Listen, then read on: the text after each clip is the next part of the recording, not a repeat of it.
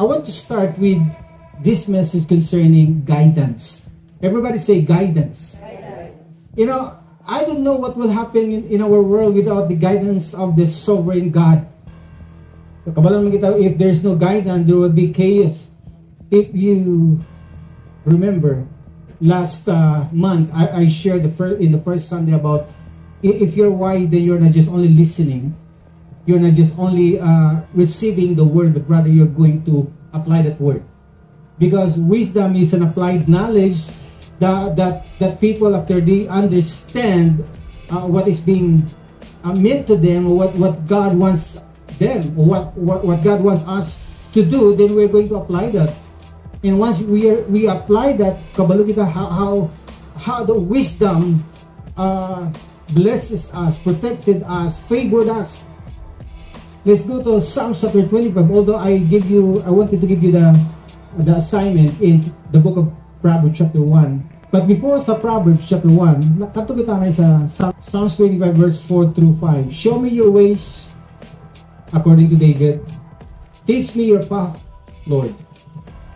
Guide me in your truth and teach me. For you are God, my Savior, and my hope is in you all day long. Take note of this. If a person just like you and me, anybody who declares and professes that God is their God and Lord is their Lord, just like this, David said, for you are my God and my Savior, then the precedent of this, of what he said is, so show me your way, teach me your path, and guide me in your truth, and teach me, Lord. Take note of that. So it's not just simply that we say, that we declare, and that we believe that I believe you, God. That's why sa Matthew chapter 7 nagasalit na, not all who says to me, Lord, Lord, shall enter to the kingdom of heaven, but only those who does the will of the Father. That means if you hear the word, if you love the word, then when you wanted to apply that is wisdom. And that wisdom will bring you into heaven. That wisdom will bring you into what is being promised. And that's why don't ever forget this word guidance to a person just like you and me that says, I believe you, God, I believe you, Jesus Christ. So this King David said, for you are my God, for you are my Lord. So teach me, to guide me. These are the gestures, and these are the desire of anyone who profess to be a child of the Lord. Hindi sa kabatas niya, hindi magpamati sa puno sa Ginoo. Hindi sa makabatas niya, hindi sa magsulod sa sanctuary sa Ginoo. Hindi sa makabatas niya, hindi sa makapalapit sa church. Why? Because God to them is their guidance. God to us is our guidance. And we know that if there is no guidance, we don't know what will happen to us. Only the shepherd knows what is ahead. Because as a sheep, kapag kita that we are dumb, we are nearsighted. We don't know what is ahead. We don't know even kung ano ng plot sa nyawa, kundi sa hayod. But the shepherd knows. And that's the reason why David said, Thou art my Lord, Thou art my God. So teach me your way. Show me your way. Guide me in your truth. Siling niya. Kato kita Psalms 23. The Lord is my shepherd, I shall not want. Imagine that. So a person who seeks guidance will always declare, just like David, you are my shepherd, Lord. Because the shepherd always guides, always direct, always correct. Aside that the shepherd feed, one of the heart of the shepherd always to guide and to protect. So unless the sheep will hear the voice of God, then muna ko nga madisgrasya lang siya. And what I mean is that maybe we enjoy today, the next day, hindi maayo. Why? Because the devil, just like Peter said, roaming like a roaring lion, seeking for someone whom he may devour.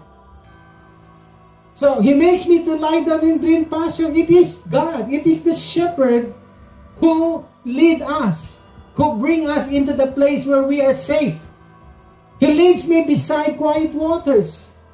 You know, in this world, there will be a lot of trouble. There will be a lot of challenges.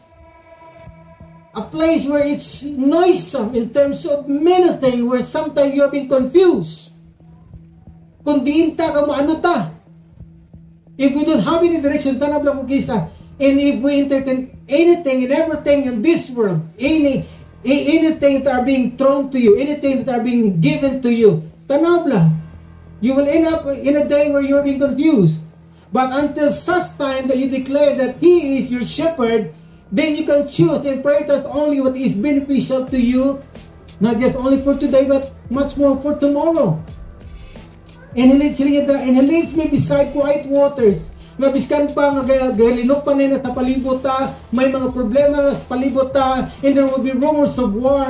There will be an upcoming eclipse where all those locusts, where all those iban nagakulbaan na.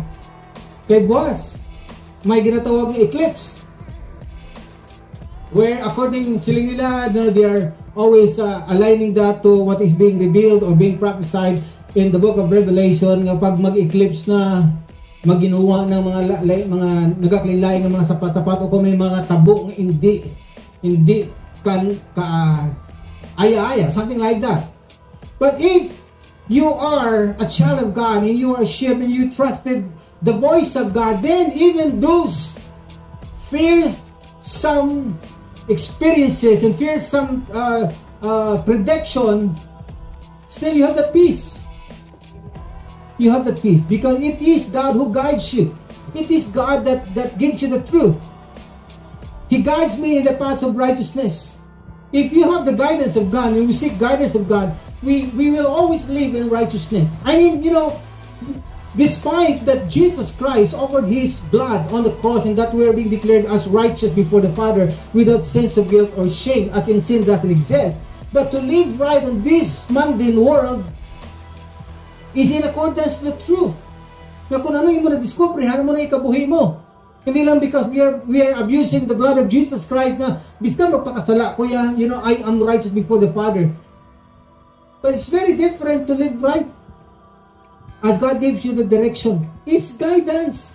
Or else, you know, kabalo kita that there will be repercussion sa sino man nga tao hindi magkabuhi sa insakto. May epekto siya in the days to come. So the guidance of God to live right would protect your life in the future. That's how we are so sensitive to the promise of God, to the word of God, to the voice of God. See, Jesus Christ actually said, John chapter 10, if you are my sheep, you listen to my voice. So in other words, if there is a declaration, the preaching of the word, if there is the studying of the word today here, then all the people who hears the voice of God, who knows that there is the word of God here, then they will come to this place. Naman, importante sila ang guidance. Ang mga pagtudlo, ang mga pag-remind sa Ginoo. Do kaangay sang ginikanan, kung sa ginahambalanan nato nga mga sirang plaka sila, pero hakti tudtod giniya. And the only people who appreciate all these things and all those good things, sometimes hindi man maayo mga experience na natin from the past, is the parents nga nagiging relentless sa pagsaway, sa paggiya, sa pag-remind sa aton. Mga karon, na-appreciate ta ang atong mga ginikanan. But He led forth His own people like a sheep and guided them in the wilderness like a flock. He led them safely so that they do not fear, but the sea engulfed their enemies. So He brought them to His holy land, to this hill country which His right hand had gained. Makita mo, no? Ang guidance ni Ginoo aragid yan sa character sa isa ka shepherd. The shepherd will always speak correct discipline. That's why ang word na discipline is all about teaching, admonishing, reminding. Why? Because if we are not responding to the reminders of God, then we are vulnerable of those wild animals or the enemies na nagahulat lang sa aton. So the guidance of God will protect us. So that's why in Proverbs chapter 4, makita natin dira, kung i-embrace mo ang wisdom, you will be protected. And it brings you to long life. You will be honored. You will be favored. Amo ni katahom sa ginatawag yang wisdom, which is, it's guidance to us. So kung nagapamati ito sa pulos ng Ginoo, it should not stop there. But rather, you have that resolution, you have that willingness to, I'm going to apply this, because this is how I become, I will have the wisdom. Or else, it's just knowledge. According to Paul, it pop up. Kung puro lang tayo kaalam, nabaluan tayo pulos ng Ginoo, then we're not applying that in our life, then what will happen to us?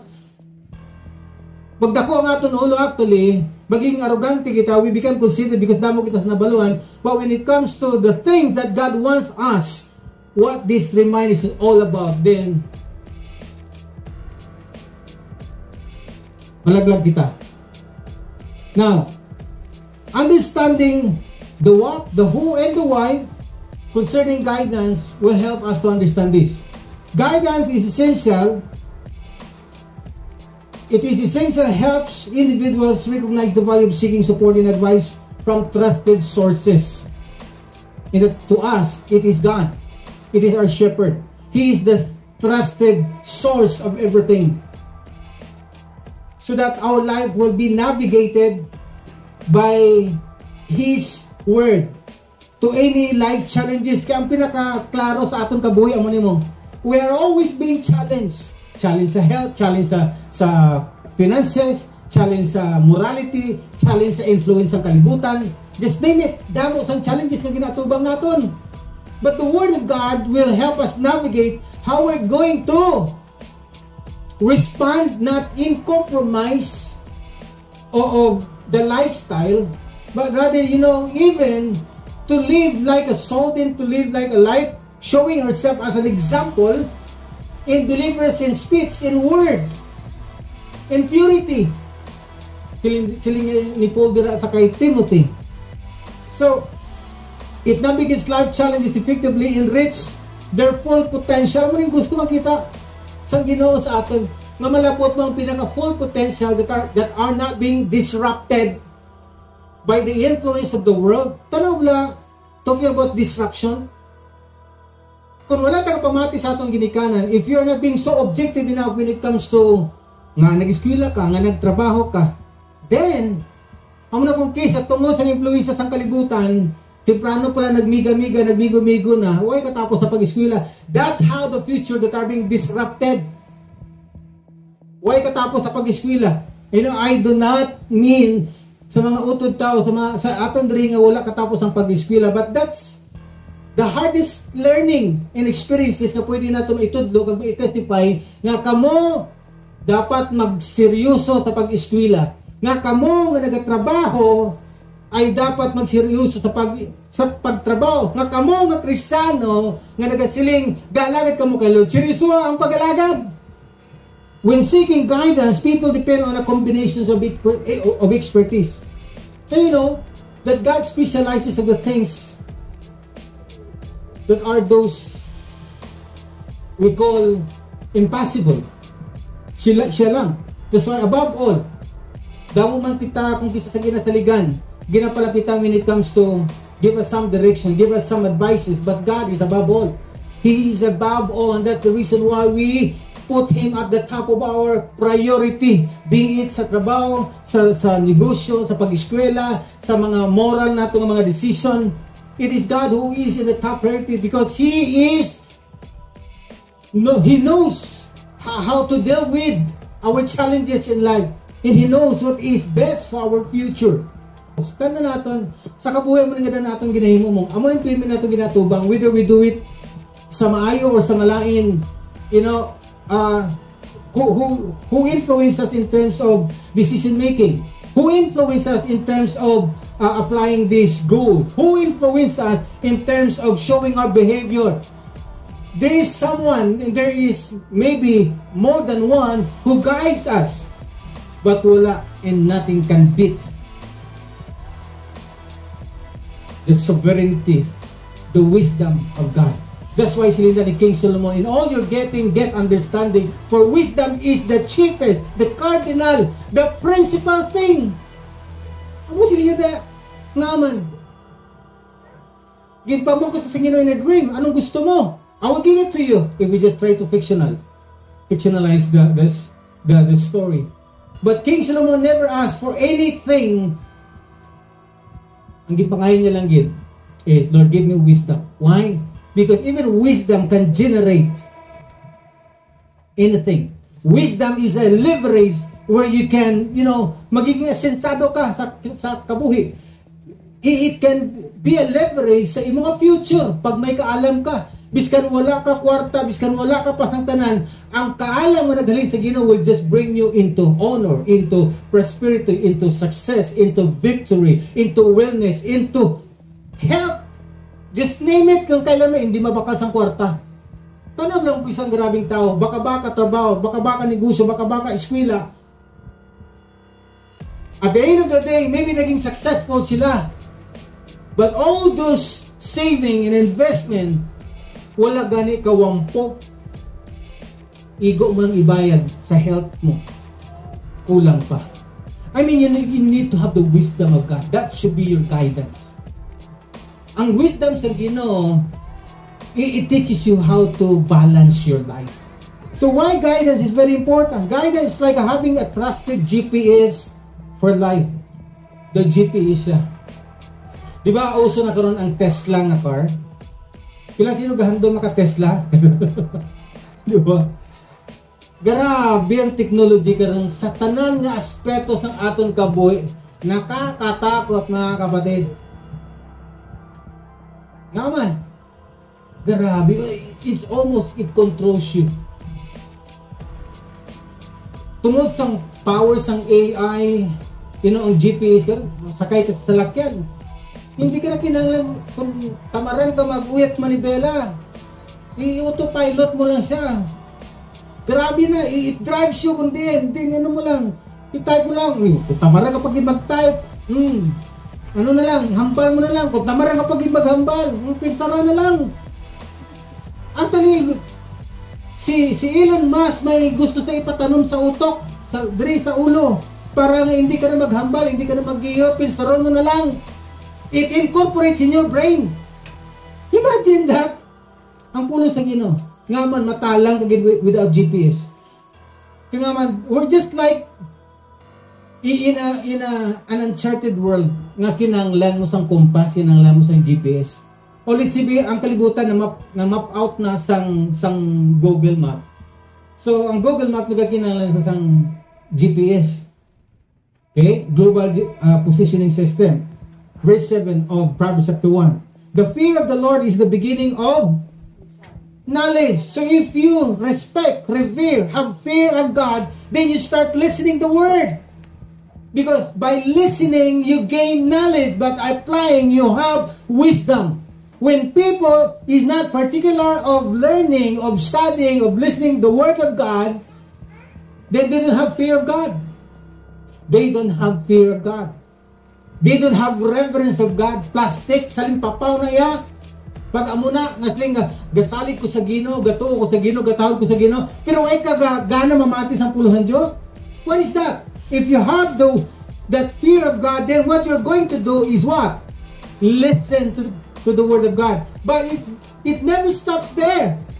That is only the beginning. Because applying knowledge will give you the wisdom. It gives you the wisdom. And that wisdom will honor you, will crown you, will favor you, will protect you. Amo na katahong sang guidance nga ihatag sang Ginoo. So kamo na mag-insindi kung ang tao gani wala ka pamati sang pulo sa Ginoo. So amo na ang Proverbs chapter 1 verse 7. Pag ang tao hindi wala nila gina-underscore ang pagpamati sang pulo sa Ginoo, then that means aradra ang sabas, Proverbs chapter 1 verse 7. Now, navigating life, because as long as we are here on earth, we are just like navigating in the uncharted seas or oceans.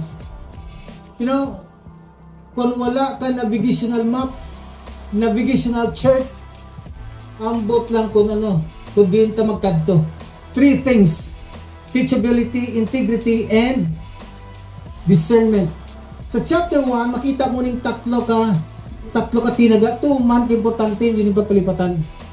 When it comes to guidance. If you seek guidance, then these 3 things should be in your mind, in heart, naka-ingrain siya. Regardless of how blessed I am, regardless of how intelligent I am, then I am always open for being teachable person. Once a person is teachable, that means you should of being humble. Because biskandamo ka na sa nabalaan, you have such of influence, you have more than enough that you can say. But if you're thirsty and hungry of knowledge, you will remain as teachable person. But people who are fools, then they stop listening, they stop learning. Muna ko nga, samtang kaya pa mag-absorb sang utok ta ang pagpamati ang pagtuon. Samtang kaya mo pa magkanto sa eskwelahan o mag-go an online classes, do it! As long that you are being led. Do it. Why? Actually, makabuli sa inang padayon nga ng pamati. Nga, mapigaran pa ang pagkamali-malion ta. Ang pagkamali-paton ta. Are you with me? Oh, patubayan mo to, Pat. Ang bala siya. Kilala mo pa ko? Tanap lang mga tao kung kisa. Kung din pa ba nag-asinso, kung din pa ba nga nagnami ng kabuhi, tapos God brought them again for siguro nagbalik siya pabalik siya sa Ginoo, ay nalipat na sa mga tao nga dati kaupod nila. Nga naka-learn siya sang the best na mga principle. Amo na mga tao nga nag-stop na learning kaya nga hindi na sila kabulo, wala na sila kadumdum sa ilang ginhalinan. Sa mga bagay na ginpatuon, kagintunan nila, sang gagmay pa sila. Anay karong ginag-asenso na, nalipat na sila. Ang teachable nga tao, biskan pa sa iya pag-asenso, sa iya kaalam, sa mga pagbago sa kabuhay, because you know, the only word and the only thing that is constant here is change, di ba? Sa muna po nga ang may mga changes man sa life natin, but one thing is good to us, biskan may mga changes is you remain teachable. And ang tao nga teachable, nagapabilin siya sa gihapon sa pagpakanubo. As much more if you're a Christian, then only Jesus Christ will be lifted up. Now, teachability is the willingness and ability to embrace instruction.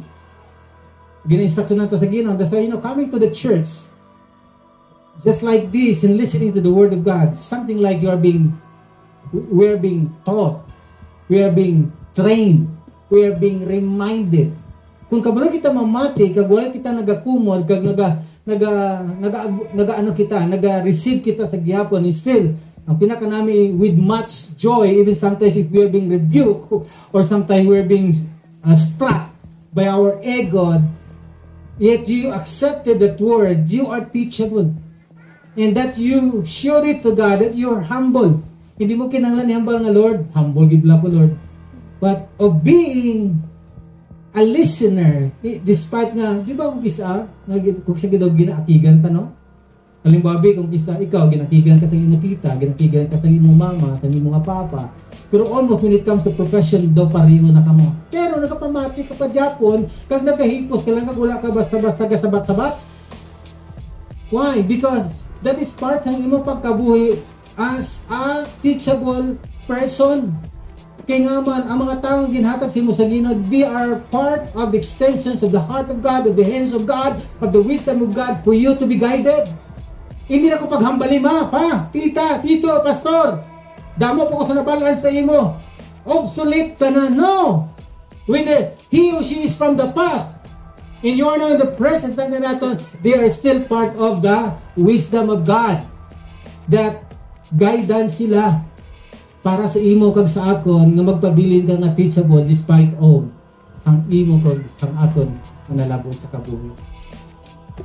Teachability is the willingness and ability to embrace instructions and discipline, allowing oneself to learn. So, wala katapusan ng learning natin diri. To grow.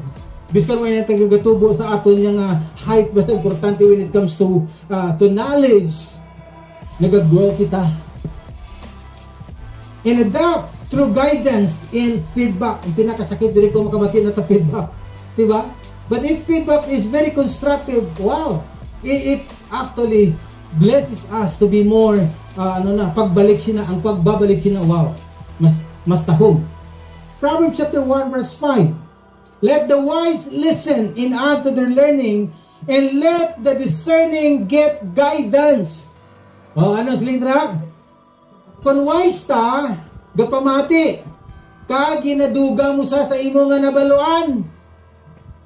Ang Chinese philosopher gani, siling niya, para daw kapag isa nabaluan, parang hindi ka magiging hambog. When you come into a place where there is a learning, where there is a teaching, you need to unload so that you will be filled again. Si Lao Tzu, naghambal siya na.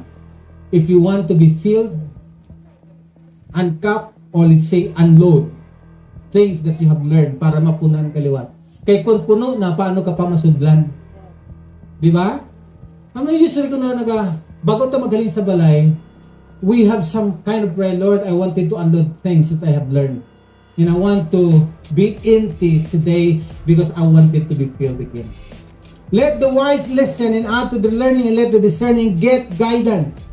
Wisdom begins with a teachable spirit. That's why I'm share ko sang last Wednesday, wisdom quester. If we're a seeker of wisdom, isa sa mga bagay na hindi ta malikawan. Ang isa ka tao nga gasik sang guidance, quester ni siya of wisdom. Isa sa makita mo diri nga ang ini nga tao has a teachable spirit. Inablang biskan daw na bala ang lisibi ang iya ginahambal sa imo, medyo naisip ko na napinsaran mo na, but you never even disrupt that person nga nagahambal nga, kabalo na ko na, pabaya mo na sa mag-speak. Because that's one way of showing to them, first nga ginarespeto mo siya. Ikadua, ikaw gidya nga klase sang tao, teachable in spirit. Open your mind. Let wisdom ignite. Embrace the lessons in learning take flight. Stay curious. Seek growth every day. In a world of knowledge, pave your own way. So in terms of being teachable, this is who we are when it comes to our life. Open your mind always. Let that wisdom ignite. Embrace the lessons in learning take flight. And of course, to stay curious. You have that kind of thought na do kabalon man ko sinina, kabati naman ko sini. But you are still curious. Ay isa ka tao nga kapin na kung dugay ka na ng Kristiyano, kabatian mo na ng wali, balik-balik ka na ng balik pasto. But a person who has that teachable spirit, curious siya nga, ano pagid-ayhan ng may-ari diri? Ano pagidayhan ng may-ari diri nga gusto ko may baluan? Why is it, Lord? Nga ginapabalik-balik mo ni sa akon. Why is it, Lord? I am so curious about this. I need revelation, Lord. So the more you are teachable, the more you see some diamonds in golds, even to the dirt or the mud areas of life. Muna yung katawan mga utod ang pagiging teachability. Ang muna yung gusto nga makita sa aton sige noon. If you really wanted guidance. That's why ginakumpara kita sa mga sheep. Nga man, ang sheep by nature teachable. Because they know that they are dumb and they need a shepherd na mag-guide sa ila. A shepherd whose heart is always to protect them. They don't want a hireling shepherd, but they want a shepherd that will protect them, that will usher them into the place where they are safe. They can play, they can eat, or even they can rest, even in the rushing nga water. Makabati, kag makapahuway sila sa gihapon. So stay curious, seek growth every day in a world knowledge, pave your own way. Isa sa mga Bible character nga nakita natin diri in terms of teachability is si Timothy. By nature, Timothy is a teachable Christian or believer, disciple. Timothy was a young disciple and companion of the Apostle Paul throughout the New Testament. Makita natin that Timothy's willingness to learn to grow and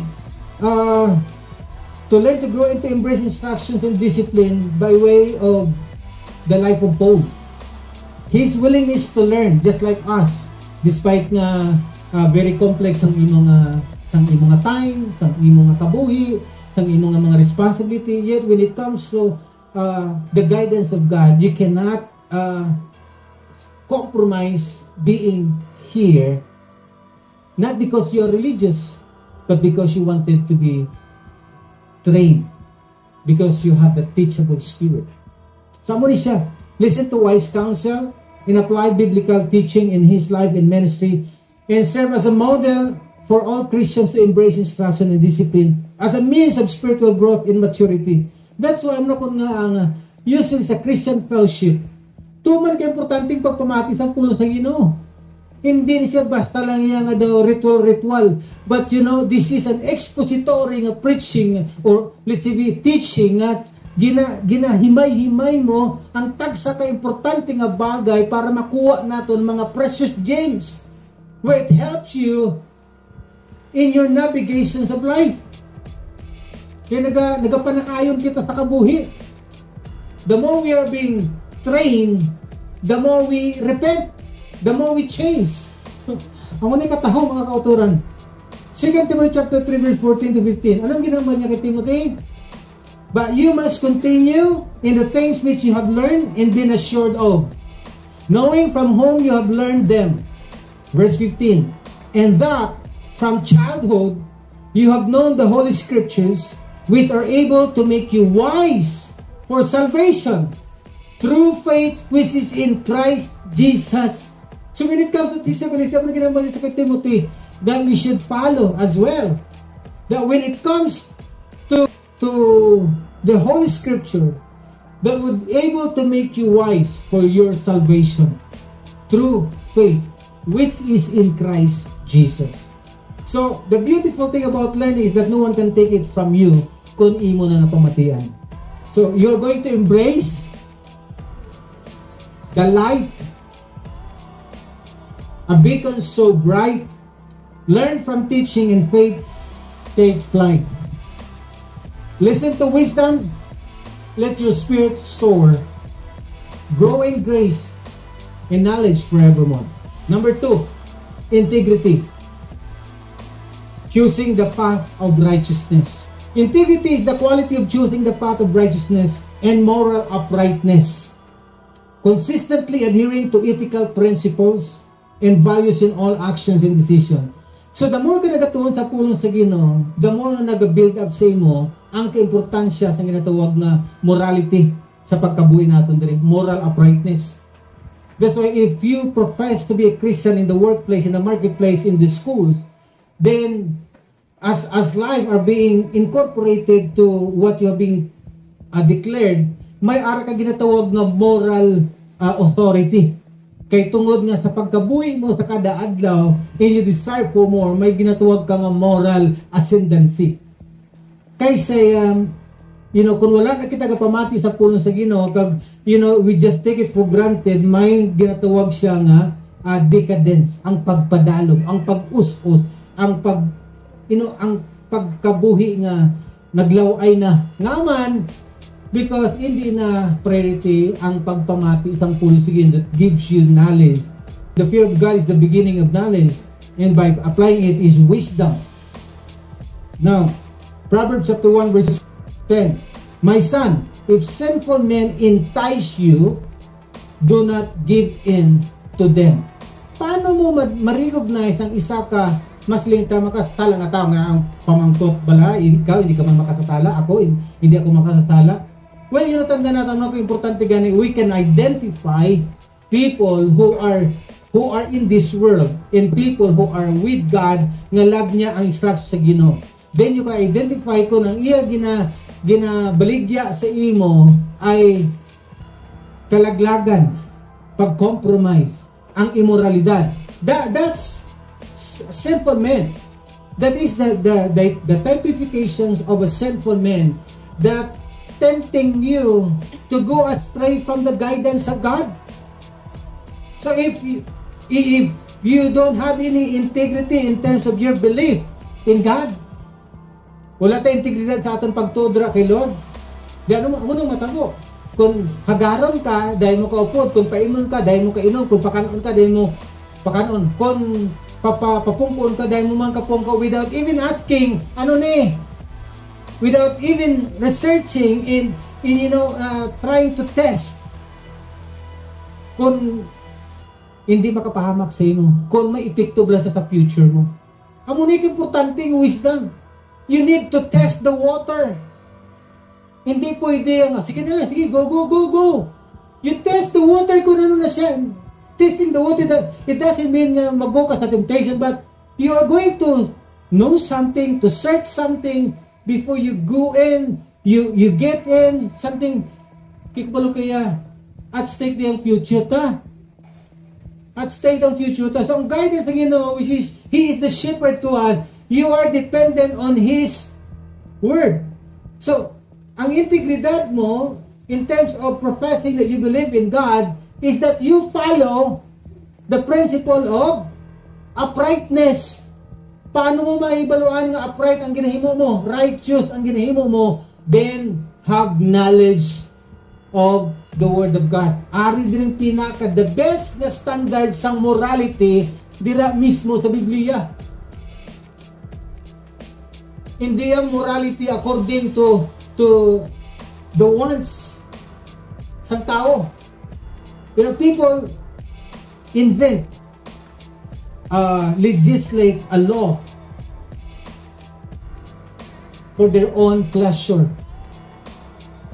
But lain niya ang tao nga nag-legislate, nag-obra sang layi, nga ang ilang hugot halin mismo sa pulo sa Ginoo.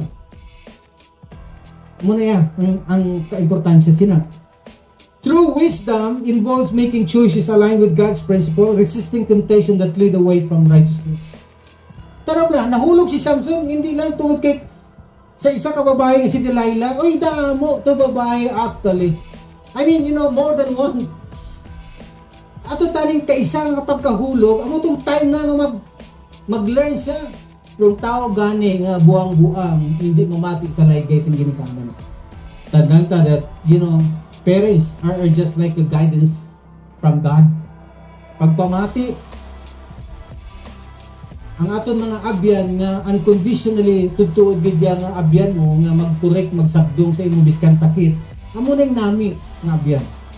So choose the path of life. Let God's principle guide.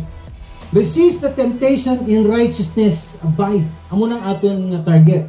True wisdom shines in every choice you make. Stay steadfast in faith. Your spirit awake. Amo na yung integridad. So one Bible character known for exemplifying integrity and choosing the path of righteousness is Joseph. Joseph's story is found in the book of Genesis chapter 37 through 50. His life is a powerful example of how integrity, faithfulness, and righteousness can lead to blessings and honor even in the face of adversity. Tara ba istorya from that narrative?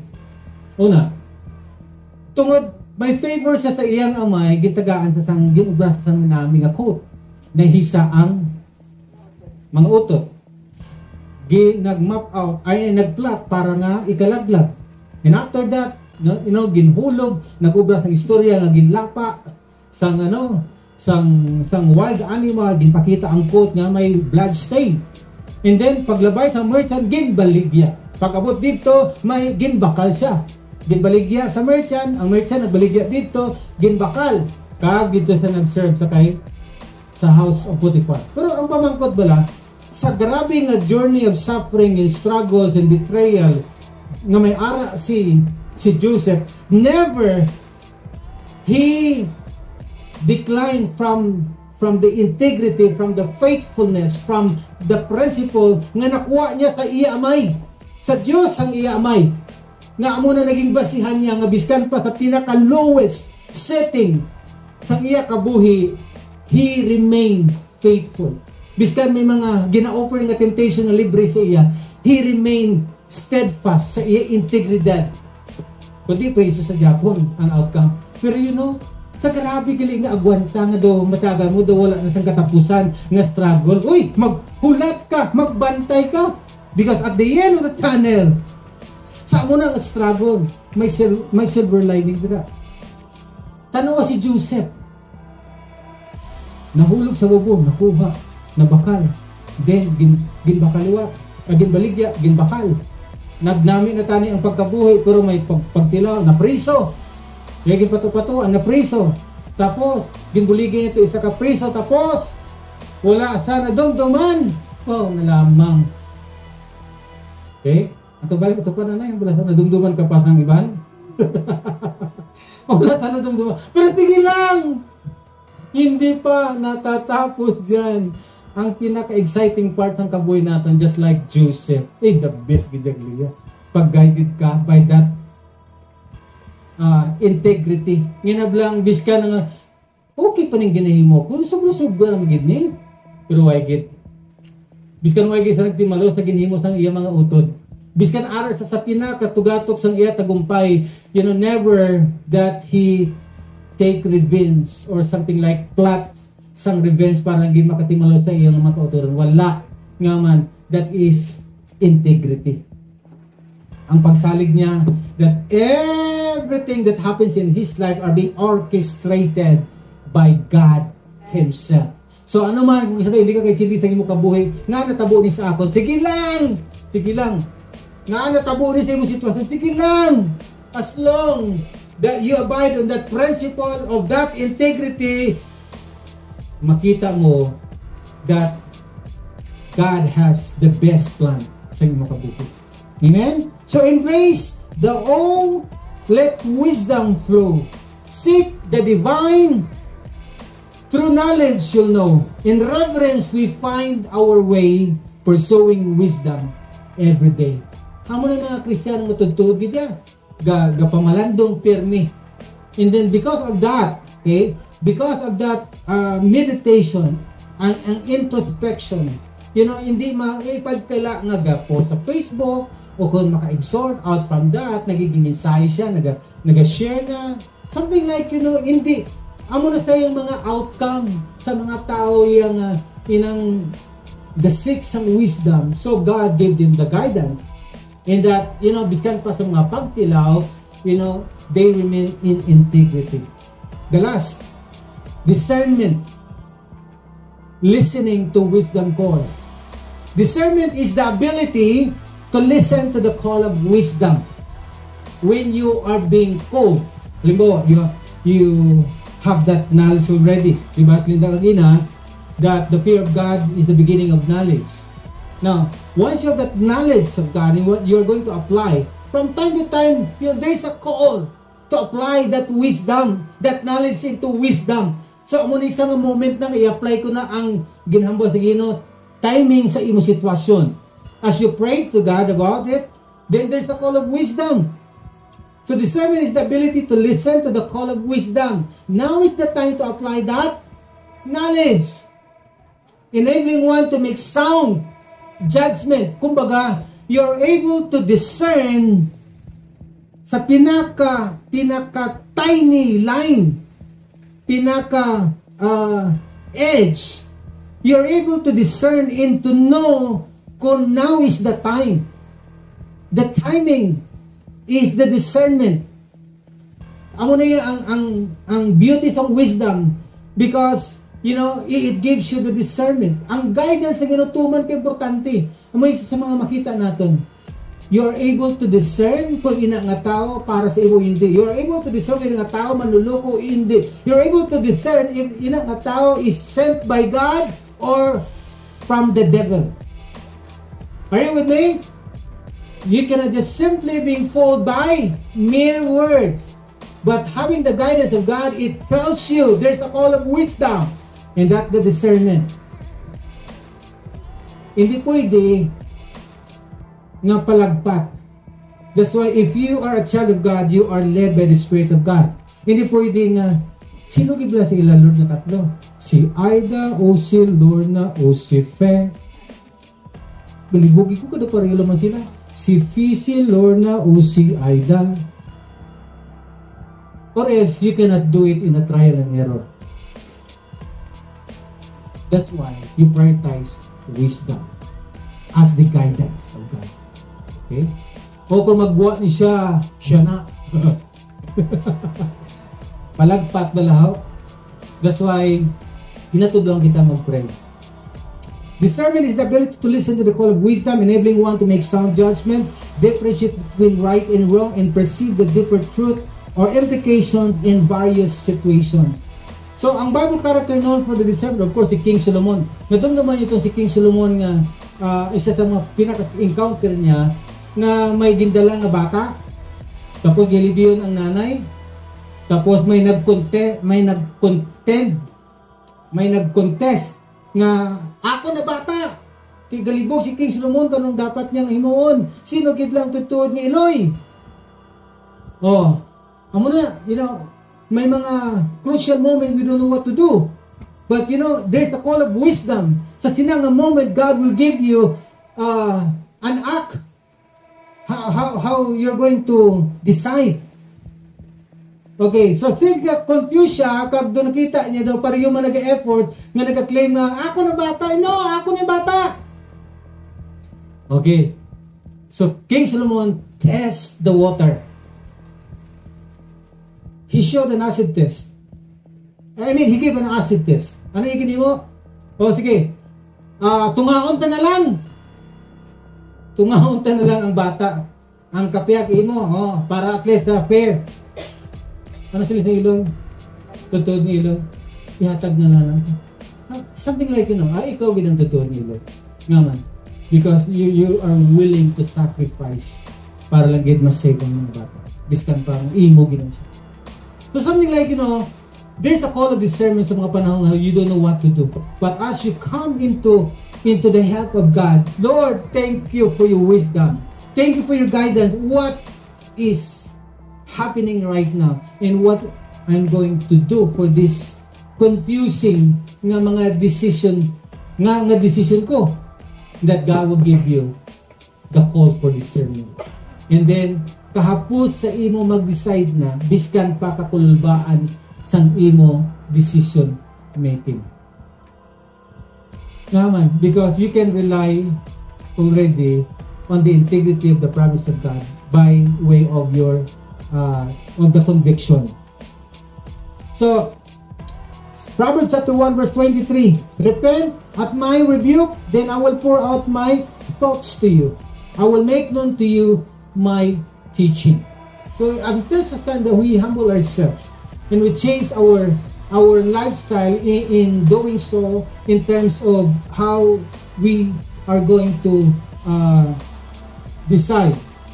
Kasi kung hindi ka magpamati sa mga instructions ng Ginoo, then He is not going to pour out His thoughts to you. Kaalam nga ginahatag sa ato sa Ginoo is priceless. Sila na, I will make known to you my teaching. So wisdom calls out to us, inviting us to hear its voice and receive the blessing that come from walking in its ways. Listen to the wisdom's call, rise and stand tall. Amo ning isa ka bagay inang nadumduman naton bilang until now buhi gina sa ako niya. Kaya ako nang biron ko ka tarantado in terms of decision making nga hindi klaro nga may provision or let's say may promise nga sigurado ka sa promise is sigurado nga mag sa imo, ara sa imo. But you just only being challenged by way of faith. But at the same time, you discern something pero hindi ka kabalo kung paano. Until such time that you come to God and ask for the wisdom. So, when it comes to the guidance of God, isa na siya ang discernment na ginatudo natin sa sinang panahon na kinahanglanan mo. On time siya. On time siya. So, sa ako personally, I can attest how the discernment could give you the breakthrough, could give you the edge nga ma-experience mo ang miracle, ang provision, ang protection, ang pag-guide sa imo sa Ginoo. Amo na sang pinaka-crucial sa life natin, especially when you are being confused kung paano, kung ano dapat natin ngayon para lang hindi kita madisgrasya, hindi kita madelikado, hindi makomplika ang atong kabuhi sa pilak adlaw, sa future ta. And sometimes choosing something or choosing someone could even deteriorate or let's say could prosper our life. It's either. And yun ang muna importante nga, bago ka mag-decide, mamalandong ka, bago ka mag-decide, dapat si Lord ang guidance mo. Because sometimes if hard, if kung ato ng human initiated ideas namin karon pait buwas. Although life has a bittersweet, pero hindi man mo sinayang inang basulod ta na lang Ginoo nga abi na akong siya nagidlot yan nung manigalia ano mani kingaman ang guidance to man importante sa aton walk sa pagkabuhi sa kalibutan. Now, the last, embrace wisdom's light, and choices take flight, with its ability, integrity, and discernment so bright. Navigate life, see with God's guiding hand, in wisdom embrace, you'll firmly stand. Amuning ang isa ka tawo ang anak ng Ginoo, just like Joseph, just like Abraham, they stand still. Imagine Abraham. Tanaw bala. Siguro, we will be deceived by way of seeing if we are not clinging to the wisdom of God, to the guidance of God. Tanaw bala. Sa time ni Abraham, sa nagdamo ng ilang amanggad, to the point naglinaway ng ang iyang mga tinawos ang iyang hinablos nga si Lot. So karon si Abraham, sila niya sa kay Lot, ang ining lugar hindi na butok na sa aton. So kalapad man isang area nga ginhatag sa aton sa Ginoo. Pili ka. So kung anong para siya gani bintahuso kay ikaw tiyo advantage mo na daan. If you are in the authority tapos atong subordinate mo pa atong nagsampig lang sa imo putagaan pa sang kwan. Pili nyo, kung kabulo kaya nga, that's how God will bless you. So, okay, unang pili. O, sige, pili na. Kung din ka gusto di mo gusto reside. Bo, si Lot. At to, ang kapatagan. Nami to. Na, dito ko. Ako na da. Sige, go ahead. Okay? So, amo tong place ang Sodom and Gomorrah. Abraham ang mga bakulod, hindi bakulod ang mga bakulod, hindi glapatag nga area, amo na tayo, gini-enjoy niya gyapon. Why? Because kabalo kita ang tao nga grateful, kag ang tao nga nagdipindi sa kalan sa Ginoo, still grateful ka. Sa kuno ang may ara ka sa gyapon. Knowing that God has the best plan for that, kung kisa nga hindi ka kaintindi kung nga aamo naman, so tanaw ang story ni Joseph, ang story ni Abraham. Si Abraham nag-enjoy, si Joseph nag-enjoy at the end of their life. I mean, hindi ito magkinanglan mag-struggle tudo-tudo. But ang mga pamaagi sa Ginoo ay sometimes very mysterious and can't predict. Hindi mo mapredikta nga amuning pamaagi sa Ginoo sa aton. And that's why we cannot compare our lives to one another. Basta importante lang, have the guidance of God. Be like a sheep. He is your shepherd. And, pamati ang tatlo kabutang. Una, be teachable. Kadua, have that integrity. Kung ikaw, sheep, dapat ipakita mo ang integrity ng sheep. Gapamati, gapabadlong, gapagiya. Something like that, that's the integrity of sheep. Now, if we see that we have believed, then we show our faith as believers of God. Of course, discernment. Tumat importante when you are in the confusion, when you are in the time where you don't know what to do. Ask God, then He give you the discernment. Kinanglan mo lang mag-act sa mga panahon nga gina-try ka ni Lord nga magwa sa imong fear, sa imong anxiety, kabalo kita aradra ang breakthrough. The last verse, The fear of the Lord again. Proverbs chapter 1 verse 7 is the beginning of knowledge, but fools despise wisdom and instruction. Salamat sa inyo kabuhi. Salamat sa inyo tagipusoon nga bisan ano na kamo ka-bless karon in terms of knowledge, in terms of intellectual capacity. May harap ka, still you are here to listen to God's word and humble yourself. Because that's the way of God. That's the way of God's guidance, showing yourself being faithful and showing yourself being a believers of Him by way of integrity. Ang muning integrity ko, mapakita ang pagtuo, ang pagsalig o paglalaro ko. And biskan pa sa mga panahon nga inang ginapahog ka nga basin madula ang katrabaho, basin untat ang sweldo or let's say ang allowance sa imo, but as God gives you the wisdom, the discernment, hindi siya sa kalaglagan mo, hindi siya sa disadvantages mo, but rather it brings you to promotion, it brings you to prosperity, it brings you to more joyous nga pagkabuhi dira